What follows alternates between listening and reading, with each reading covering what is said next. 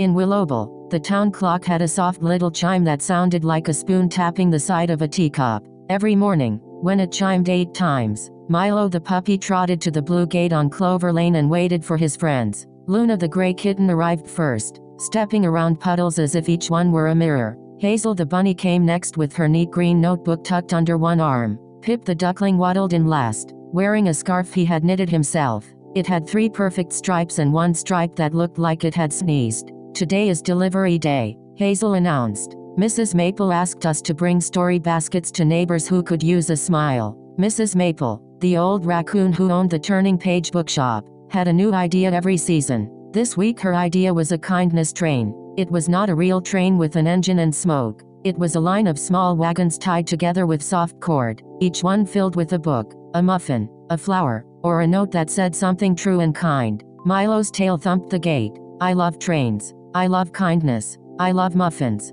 This is already a very good plan." Luna leaned closer to the first wagon. Painted on its side were the words, "The Willowville Kindness Train." The letters were bright blue, with a tiny yellow star between each word. Pip touched the cord with his beak. "What if the train is too long? Then we go slowly," Hazel said. "Most wonderful things work better slowly." Their first stop was Mr. Brier's garden shed. Mr. Brier was a hedgehog who grew enormous sunflowers and pretended not to like attention. When he opened the shed door, he found a basket holding a lemon muffin, a packet of new seeds, and a note from Mrs. Maple that said, "Your sunflowers make the lane feel brave." Mr. Brier blinked several times. "Brave sunflowers?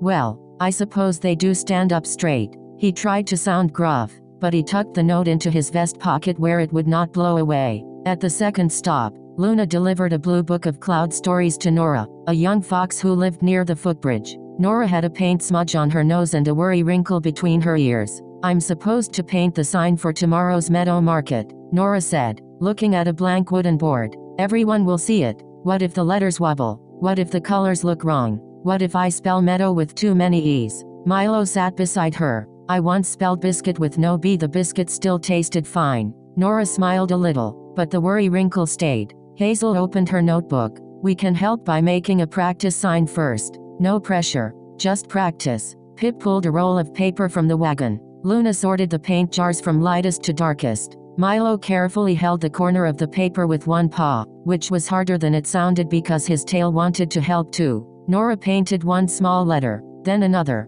The M leaned left. The E leaned right. The A looked as if it were stretching after a nap. "They are friendly letters," Luna said. "They look like they are walking to the market together." Nora's ears lifted. "Friendly letters. I like that." The friends stayed until the practice sign said Meadow Market in cheerful colors. It was not perfect, but it was welcoming. Nora placed it against the fence and looked at the blank wooden board again. "Maybe I can do the real one after lunch," she said. The kindness train rolled on. They brought a jar of honey buttons to the Sparrow twins who were building a nest under the bakery awning. They brought a repaired bookmark to Tilly the field mouse, who had lost her favorite place in a very exciting mystery book. They brought a tiny pot of basil to Mr. Brier's cousin, who said soup felt lonely without green things. With every stop, the wagons became lighter, but the day felt fuller. Neighbors waved from porches. Someone added an orange. Someone added a folded recipe. Someone tied a white ribbon to the last wagon because, as Pip explained,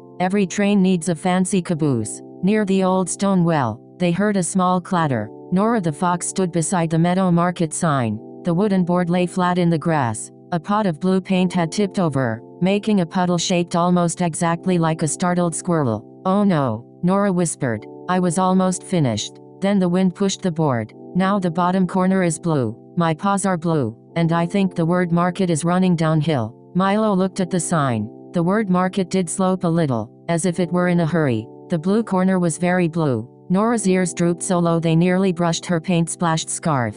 Hazel did not say, "It is fine." She knew sometimes a friend needed help before reassurance could feel true. Instead she asked, "What part do you still like?" Nora sniffed. "The sunflower border, and the word meadow, and maybe the blue corner, if it had meant to be there." Luna stepped back and narrowed her eyes thoughtfully. "What if the blue corner becomes a pond? Meadow Market could have a little pond with ducks." Pip gasped. "I volunteer as duck consultant." Milo picked up a clean rag. "And Market can walk uphill again if we give the letters little flower feet." Nora looked from one friend to another. The worry wrinkle softened. You really think mistakes can join the picture? Some of my best ideas arrived after something wobbled, Mrs. Maple said, coming up the path with a basket of warm rolls. A tidy plan is nice. A rescued plan has a story. So the friends turned the accident into art. Luna painted silver ripples through the blue corner. Pip added 2 tiny ducks, one wearing a scarf.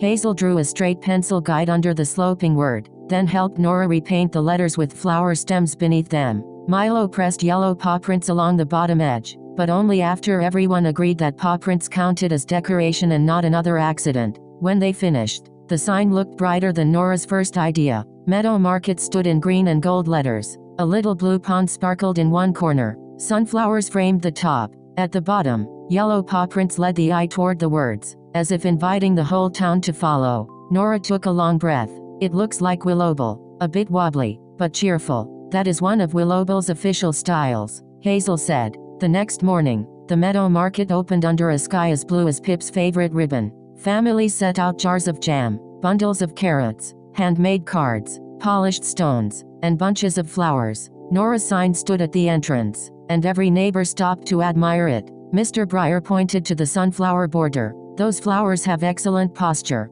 Tilly the field mouse pointed to the pond. That duck has a very brave scarf.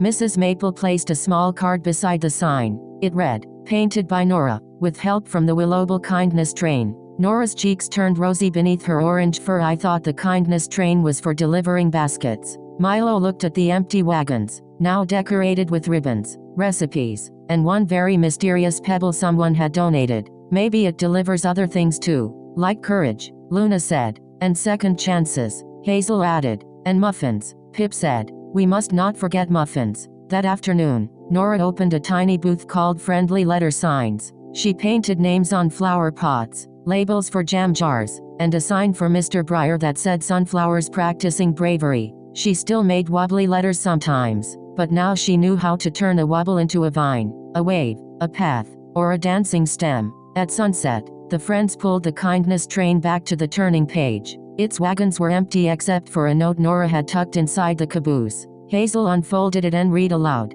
Dear friends, thank you for helping me see that a mistake is not the end of a picture. Sometimes it is the part that asks for friends. Milo's tail thumped softly. Luna purred. Pip wiped one eye with the end of his scarf and pretended he was only checking the stripe that looked sneezed on. Mrs. Maple pinned Nora's note to the bookshop wall, right beside the old brass bell. From then on, the kindness train came out whenever Willowable needed a little extra cheer. Sometimes it carried soup. Sometimes it carried books. Sometimes it carried flowers, lost mittens, brave notes, or a warm roll wrapped in a napkin. But everyone remembered the day it carried a blue paint spill, a nervous fox, and 4 friends who knew that kindness is not just giving someone a perfect gift. Sometimes kindness is sitting beside them in the wobbly part, finding the shape of a new idea, and helping them paint it bright enough for the whole town to see.